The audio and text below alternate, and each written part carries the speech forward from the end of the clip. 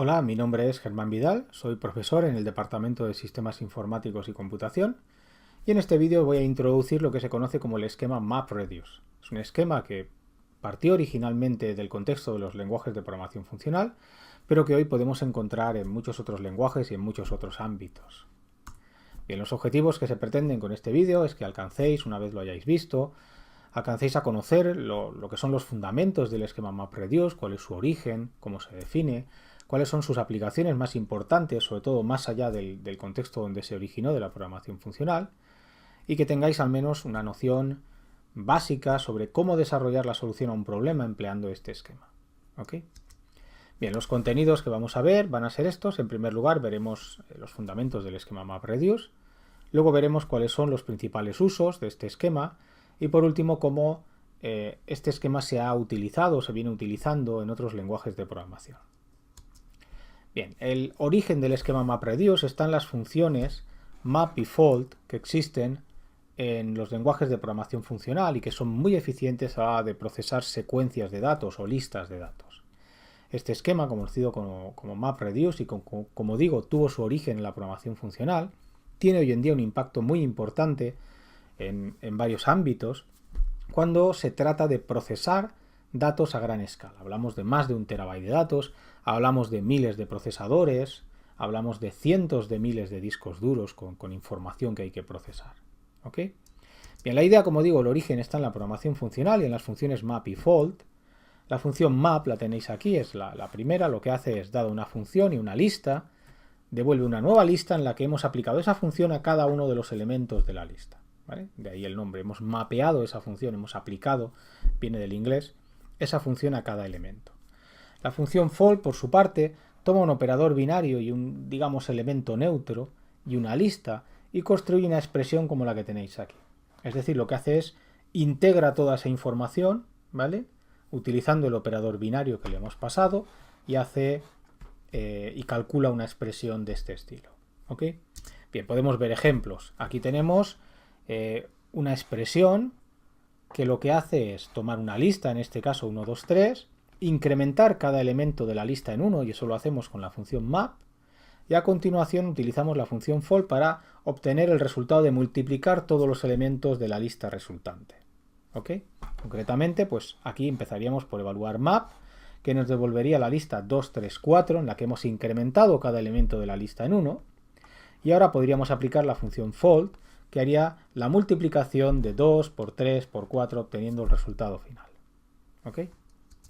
Bien, este modelo, que ya digo, se originó en el contexto de la programación funcional, se popularizó posteriormente por Google a la hora de procesar importantes cantidades de datos y tiene hoy en día muchas aplicaciones relevantes. Por un lado, para el acceso y recuperación de información, para lo que se conoce como cloud computing o computación en la nube, donde pues muchas veces Google y otras empresas prestan una serie de servicios externos, a clientes externos, ¿vale? Es el caso de Google, Yahoo y otras. Y en fin, hay muchas más. Luego veremos algunas más, pero que sepáis que hoy en día esto es un esquema muy utilizado y muy relevante a la hora de tratar con volúmenes de datos muy importantes. Bien, su uso en Google, por ejemplo, pues lo podemos tener aquí, para la construcción de índices, ¿vale? Vosotros cuando hacéis búsquedas, habréis observado que la búsqueda es siempre casi inmediata. Eso se consigue porque está continuamente construyendo índices sobre toda la información almacenada, toda la información que se puede encontrar en la red, y son esos índices los que le permiten luego hacer búsquedas muy rápidas, ¿vale? Esos índices, pues bueno, la construcción de esos índices sigue este esquema MapReduce. Algo similar se puede aplicar a la clasificación de artículos para la herramienta Google News, para la traducción automática, un servicio que también proporciona Google, temas similares en Yahoo para la búsqueda o para la detección de spam, y también en Facebook utiliza herramientas o técnicas, mejor dicho, de minería de datos, que para luego, digamos, darle una experiencia más personalizada a cada usuario para la optimización de anuncios publicitarios, para la detección de spam, etcétera, etcétera. ¿Ok? Bien, vamos a ver con un poco más de detalle un ejemplo de cómo se puede emplear este esquema MapReduce. Supongamos que tenemos aquí una lista, bueno, en este caso tiene solo unos pocos elementos, no me interesa hacer un ejemplo con millones de datos, no, sería demasiado complejo. y lo que queremos es algo tan sencillo como sumar todos los elementos de esta lista. Eso se puede hacer de manera muy sencilla utilizando el operador fold que hemos visto antes con la suma y el elemento neutro 0. Esto, sin embargo, tiene en principio un coste lineal, ¿vale? Si tenemos n elementos en la lista, pues tendría un coste de n, porque hay que ir sumando uno a uno, de izquierda a derecha, cada uno de los elementos que tenemos en esa lista. ¿Ok? Izquierda a derecha, derecha a izquierda, realmente no tiene mucha relevancia, pero se ha de hacer uno a uno. Sin embargo, aquí podemos observar una propiedad importante, y es que ese operador, la suma, con el cual queremos sumar todos los elementos, es un operador asociativo y conmutativo. Eso nos permite plantear un esquema en el que esto se haga de manera paralela, ¿vale? Distribuyendo así la carga, bueno, en este caso, porque son muy pocos elementos, solo hay 5, pero si hubieran millones de datos, pues se podría distribuir fácilmente sobre cientos o miles de procesadores. Es decir, estaríamos hablando de un esquema como este de aquí. Yo puedo, digamos, dividir mi estructura de datos en bloques y procesarlos de manera local. Yo puedo hacer la suma de estos dos por aquí, de estos dos por aquí, de estos dos por aquí, y luego a medida que voy obteniendo resultados parciales los puedo ir combinando también con la suma hasta llegar al resultado final, ¿vale? Eso nos permite reducir el coste de un coste lineal n a un coste logaritmo de n, ¿vale? En este caso con 5 elementos no tiene ningún impacto, pero si habláramos de millones de datos de una estructura muy grande, pues sí podría ser una mejora de eficiencia muy relevante. Pues bien, este tipo de cosas se pueden hacer empleando las funciones map y fold que hemos visto al principio. La función map, por su parte, se encargaría, digamos, de hacer lo que es el procesamiento local. Yo tengo una estructura de datos, la divido en bloques y le aplico la función map para hacer algún tipo de procesamiento en cada uno de esos bloques localmente. Posteriormente, la función fold, digamos la parte reduce, sería la que intenta obtener el resultado final ya a partir de esa información, de esos bloques que ya han sido procesados con la función map. ¿Vale? Pues bien, una generalización de esta idea es básicamente el esquema MapReduce que, como digo, se está empleando con mucho éxito por empresas como Google, Yahoo o Facebook en diferentes contextos.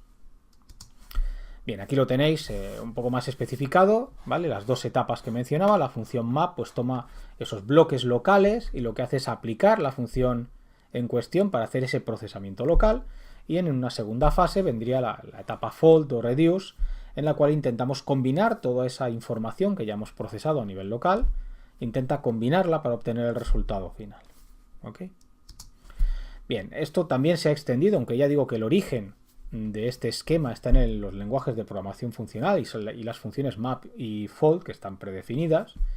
Este esquema se ha propagado a otros contextos y hoy en día podéis encontrar librerías inspiradas en el esquema MapReduce en lenguajes no funcionales, como puede ser el caso de C++ o el caso de Java.